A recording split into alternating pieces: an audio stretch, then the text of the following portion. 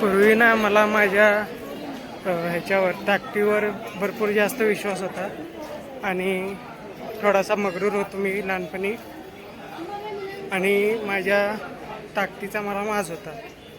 परंतु 9वीला असताना एक असा ॲक्सिडेंट झाला की ज्या वेळेपासून माझा उजवा हात जो माझ्या ताकदीचा होता, याच्यावर मला विश्वास होता की ताकद भरपूर आहे, तो हात एका ॲक्सिडेंटमध्ये वीक झाला म्हणजे त्यावेळेला तर तो वापरता येत नव्हता.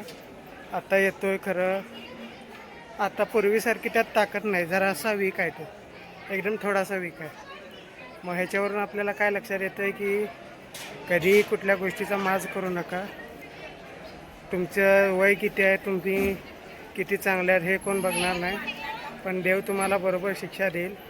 मला पण एखादं असं नाही की मला ती शिक्षा वाटते, पण ॲक्सिडेंट झाला ते झाला. त्यावेळेला माझा हात थोडासा वीक तेव्हापासून आहे आणि तेच मला तुम्हाला सांगायचं आहे की तुमचं कुठल्याही गोष्टीवर माज करू नका, नाहीतर देव एकदाच काय तर करून ती गोष्ट तुमच्याकडून हिरावून घेऊ शकतो.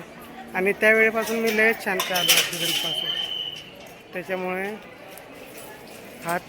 हाताचा आता काय विषय वेगळा नाही की तो अगदीच काम करत नाही असं काय नाही, बरोबर काम करतो, बरोबर सगळ्या गोष्टी होतात, ताकद पण भरपूर आहे त्यात.